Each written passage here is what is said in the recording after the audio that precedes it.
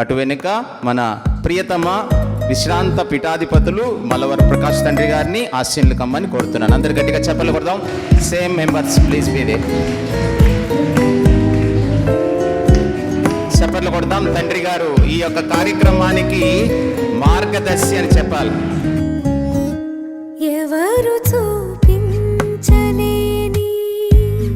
ఇలాలో నన్ను వీడిపోని ఎంతటి ప్రేమ నీది ఇంతగా కోరుకుంది మరువను యేసయ్యా.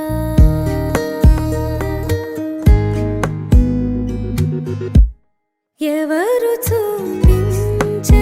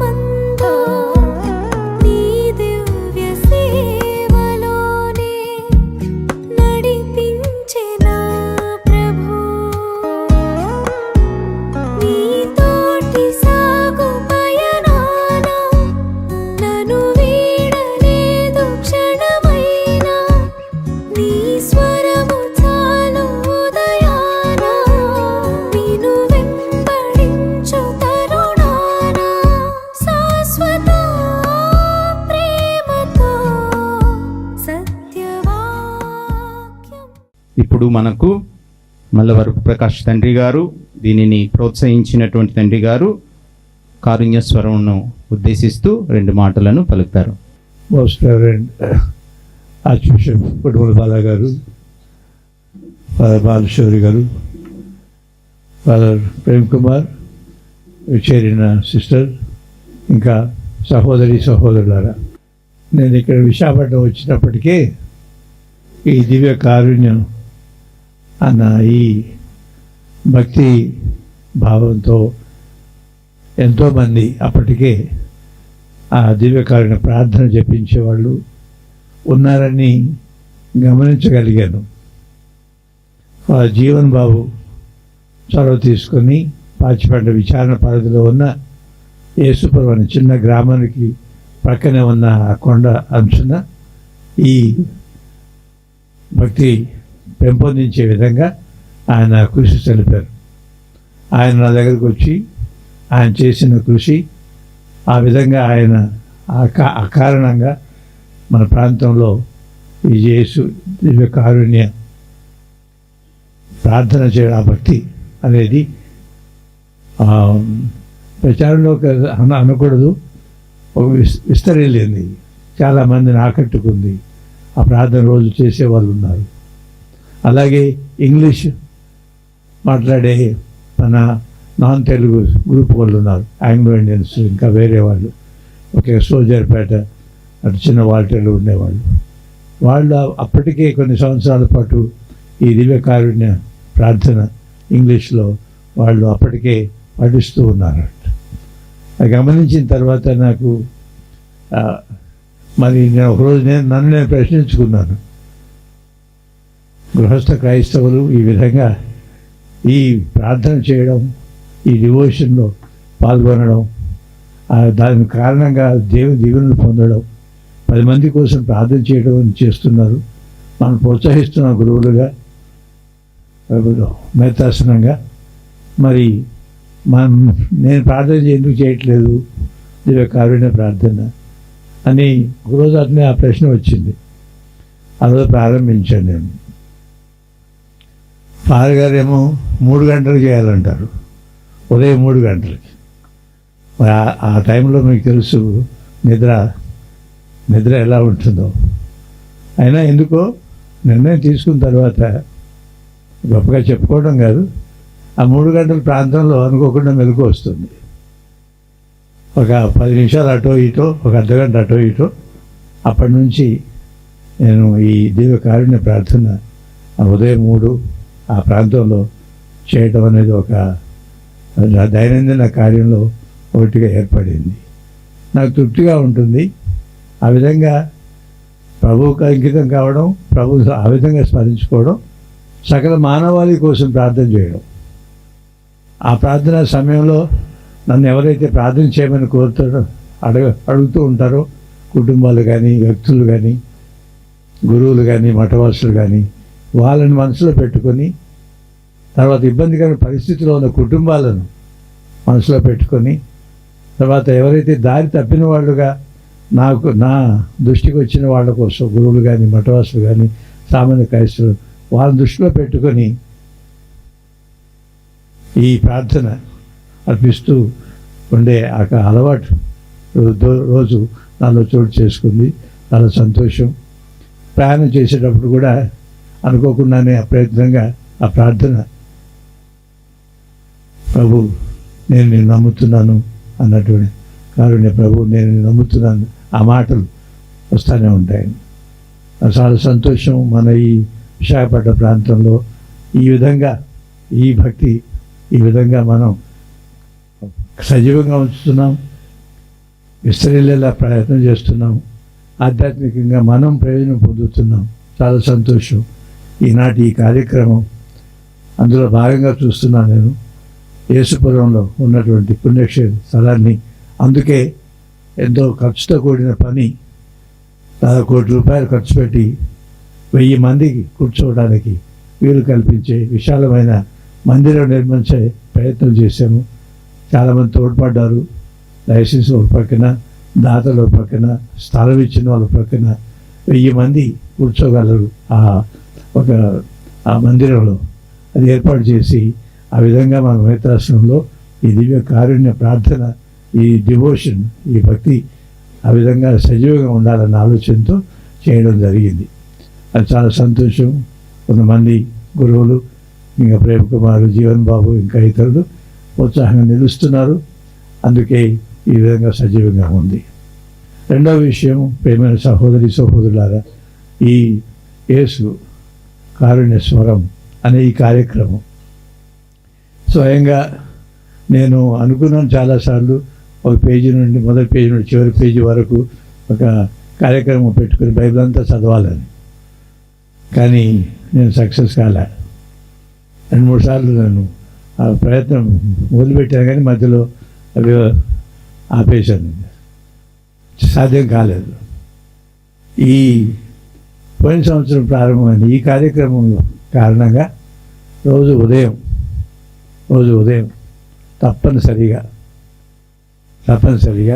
ఈ కారుణ్య స్వరం అనే ఈ కార్యక్రమం ద్వారా బైబిల్ వాక్యం వినడం నాకు ఎలాంటి ప్రయోజనం దీనివల్ల అంటే, నాకు ఇంతకుముందే తెలిసినటువంటి బైబిల్ వాక్యము,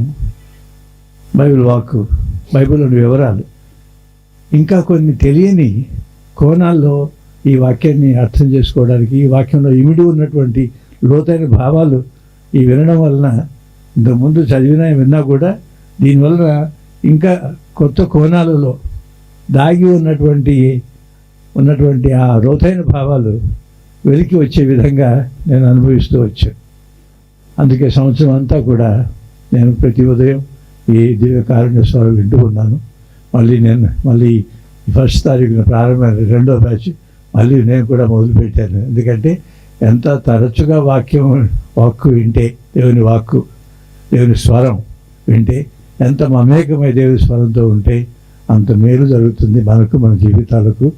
మన నోటి వెంట వెళ్ళే మాటలు కానీ, మనం చేసే పనులు కానీ, మనం తీసుకునే నిర్ణయాలు కానీ, ఇతరులతో పెట్టుకునే సంబంధాలు కానీ, ఈ వాక్కు యొక్క ప్రభావం, దాని ద్వారా వచ్చే జ్ఞానం యొక్క ప్రభావం చాలా మేలు జరుగుతుంది నాకు కానీ, వ్యక్తిగతంగా ఇతరులకు కానీ. అది నా అనుభవం.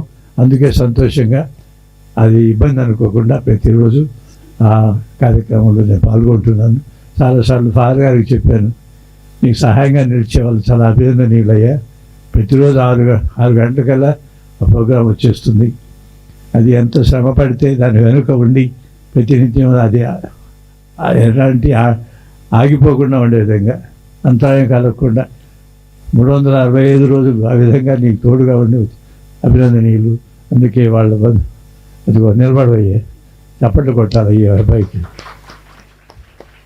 అలాగే వాళ్ళ చెల్లెలు ఎక్కడుందో, వాళ్ళ చెల్లెలు ఈమె, వీళ్ళిద్దరు వాళ్ళ కుటుంబ సభ్యులు కాబట్టి, వాళ్ళ అక్క కొడుకు, అక్క కూతురు కాబట్టి, ఆయన స్వతంత్రంగా వాళ్ళ సమయాన్ని లాగి బలవంతంగా దీనికోసం వినియోగించుకుంటున్నారు. వాళ్ళు కూడా ఉదార స్వభావంతో ముందుకు వచ్చారు. మరి మనందరికీ 1200 మంది పైగా రోజు ఈ కార్యక్రమం ఫాలో అవుతున్నారంటే, ఇంతమందికి ఈ ప్రయోజనం, ఈ మేలు జరిగే విధంగా ఫాదర్ గారు, వీళ్ళిద్దరూ, తర్వాత రోజు ఆ ప్రశ్నలు తయారు చేసేవాళ్ళు, దాన్ని పంపించడానికి ఏర్పాటు చేసేవాళ్ళు. చాలా గొప్ప విషయం, దేవుని కార్యం కాబట్టి. ప్రభు మన మేలు కోరి ఈ కార్యాన్ని దీవిస్తూ ఉన్నారు. ఈ సంవత్సరం కూడా అలా దీవిస్తారన్న ఆశతో మనం ముందుకు వెళ్దాం. ప్రోత్సహించండి. నేను మా గ్రూప్లో పెట్టాను, మీరు తెరవండి అయ్యా, రోజు ఉదయం చూడండి, మీరు నచ్చితే కొనసాగవచ్చు, ఈ ప్రోగ్రాం మంచిది అని నాకు తెలిసిన గ్రూప్ వాళ్ళకి నేను నా వాట్సాప్ మెసేజ్లో పెట్టాను. నేను ఇంకా పెడతాను కూడా. ఎందుకంటే వాక్కు అనేది మన జీవిత పునాది, క్రైస్తవత్వానికి పునాది ఉండాలి. అది ఎంత విస్తృతంగా, ఎంత లోతుగా మన జీవితంలో చోటు చేసుకుంటుందో అంత పటిష్టంగా మన విశ్వాస జీవితం ఉంటుంది, మనం సాక్ష్యంగా నిలవగలం అన్నది నా నమ్మకం. అందుకని ఈ విధంగా అందరూ దీనివల్ల మేలు పొందాలని. Thank you. God bless you.